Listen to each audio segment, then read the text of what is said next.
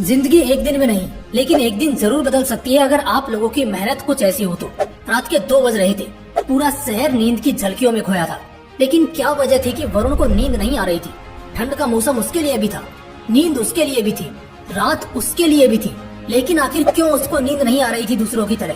क्यों वो बिस्तर पे नहीं जा रहा था, बल्कि किताबों में खोया लगातार पढ़े जा रहा था? वो एक झोपड़े में रहता था। हाँ बिल्कुल, उसे झोपड़ा ही कहेंगे। एक टूटा फूटा सा मकान जिसकी दीवारें इतनी कच्ची कि कभी भी गिर जाए। आज उस लड़के ने रात को कुछ खाया भी नहीं था, क्योंकि घर में खाना बना ही नहीं था।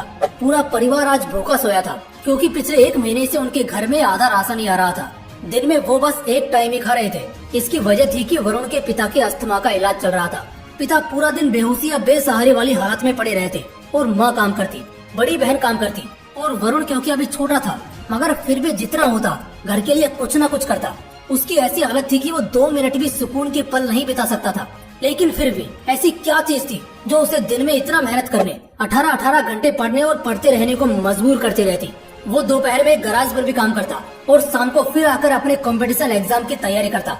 वो डेली 4 घंटे पार्ट टाइम एक गैराज पर जाकर काम करता था, जिसके बदले बस वो अपने कॉलेज के और एग्जाम फॉर्म की फीस भर सकता था। 2 वक्त का खाना तक गुजर बसर कर पाना भी उसके हाथ में नहीं था। वो लड़का इस कदर का मेहनती था कि रात को कितनी भी देरी से सोए, सुबह सबसे पहले उठता था और घर के सारे काम करता था, फिर पढ़ने बैठता और तब तक पढ़ता रहता जब तक दूसरे लोग खुद आकर उसे कोई काम करने को ना कहें। माँ और बहन भी दोनों काम पर जाती थी, तो उनकी गैर मौजूदगी में पिता का ख्याल रखना, उन्हें दवाई देना, पूरा घर संभालना, दोपहर में खुद के काम पर जाना, कई बार रात का खाना स्किप कर देना, मगर फिर भी रातों से लड़कर नींद और थकान हराकर वो पढ़ता था, मेहनत करता था, नए नए रास्ते बनाता, लेकिन किसी भी तरह वो अपनी मेहनत को कम नहीं होने देता। फिर एक दिन ऐसा आया जब सच में सब कुछ बदलने या हमेशा के लिए बर्बाद होने वाला था। वो बंदा रेलवेज की तैयारी कर रहा था। इतनी मेहनत जो इतने सालों से वो उस चीज के लिए कर रहा था, फाइनली अब उसे पूरा करने का, यानी वो एग्जाम का दिन आ चुका था। ऐसा दिन जिस दिन सब कुछ बदलेगा या हमेशा के लिए बर्बाद होगा। बर्बाद होगा ऐसा इसलिए कह रहा हूँ क्योंकि घर वालों के लिए जिंदगी काटना और मुश्किल हो गया था। वरुण पढ़ाई कर रहा था, इस वजह से घर का खर्च नहीं निकल रहा था, ऊपर से उसकी पढ़ाई में अलग खर्च लगता। इसी वजह से उसके पास ये आखिरी मौका था। वैसे तो किसी भी कॉम्पिटिटिव एग्जाम को निकालने के लिए इंसान के पास कई मौके होते हैं, मगर उसके पास सिर्फ यही एक था, वरना इसके बाद उसे जिंदगी भर गैराज पर ही काम करते दिन काटने होंगे। कल शाम 3 बजे से उसके एग्जाम थे। रात को उस दिन उसने कुछ नहीं खाया, बस थोड़े चने चबाकर गार्डन में चला गया, क्योंकि वहाँ गार्डन में 2 बड़ी बड़ी लाइट्स होती थी जिससे बहुत रोशनी निकलती थी। वो उसके नीचे पढ़ने बैठा। वो जानता था आज की रात उसके लिए बहुत बड़ी रात है। कुत्तों ने उसे देखकर भौंकना शुरू किया, उसे कोई फर्क नहीं पड़ा। बिजली कड़की, बारिश हुई, उसने कुछ जुगाड़ लगाया और गार्डन के मंदिर में छिपकर बैठ गया। बहुत सारी चीजें एक साथ हुई, मगर उसे घंटा कोई फर्क नहीं पड़ा। समय बीता, रात के 1 बजे, 2 बजे, 3 भी बजे, उसे फिर भी कोई फर्क नहीं पड़ा। लेकिन आखिर में उसे एक बात समझ आ गई कि अगर आज नींद पूरी नहीं की तो कल परीक्षा में बहुत तकलीफ हो सकती है।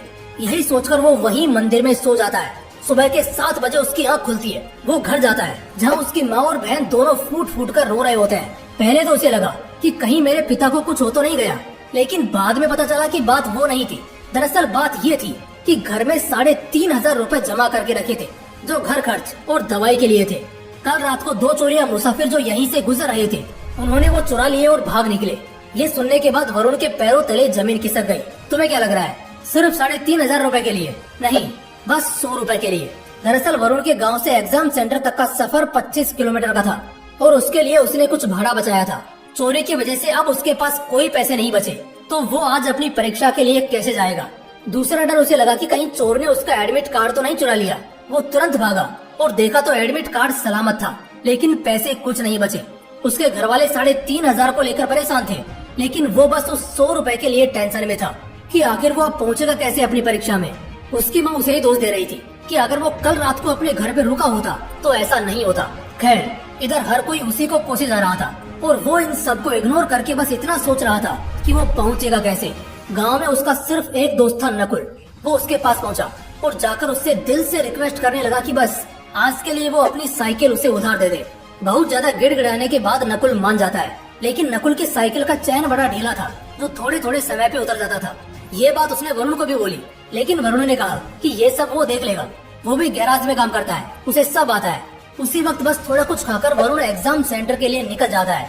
साइकिल चलाता हुआ वो कुछ दूर आगे बढ़ा होता है कि साइकिल झटके देना शुरू कर देती है, लेकिन वो रुकता नहीं है। वो आगे बढ़ता रहता है। 15 किलोमीटर के सफर के बाद वो थककर टूट चुका था, पसीने से पूरा नहा चुका था, लेकिन चाहे जैसे भी हो पहुंचना तो उसे पड़ेगा ही। बड़ी मुश्किल से 12 बजे पूरा पसीने से नहाया हुआ वो आखिरकार पहुंच जाता है। इतनी मेहनत सिर्फ उसने आने में की थी। वो तुरंत लाइब्रेरी जाता है। इतनी थकी हुई हालत होने के बावजूद भी वो रुकता नहीं है, बल्कि रिवीजन चालू करता है, क्योंकि अब भी एग्जाम को 3 घंटा बचा था। फाइनली एग्जाम का समय आता है। उसका एग्जाम पूरा होता है। वो सप्लीमेंट्स ले लेकर लिखता है। ऐसा लग ही नहीं रहा था कि उसने सारी रात मेहनत की थी और इतनी दूर 25 किलोमीटर साइकिल चलाकर आया है। एग्जाम खत्म होता है। वो अपने घर लौटता है।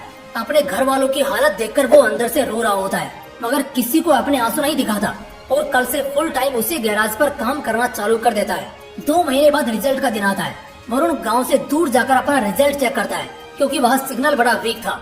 अपनी आईडी डालने के कुछ सेकंड बाद सामने उसका रिजल्ट आता है, और जैसे रिजल्ट आता है इतने समय में पहली बार वरुण खुशी के आंसू वहीं फूट फूट कर रोने लगता है, क्योंकि रेलवेज का उसका एग्जाम निकल चुका था और अब जिंदगी में सारे रोने वाले दिन भी जा चुके थे।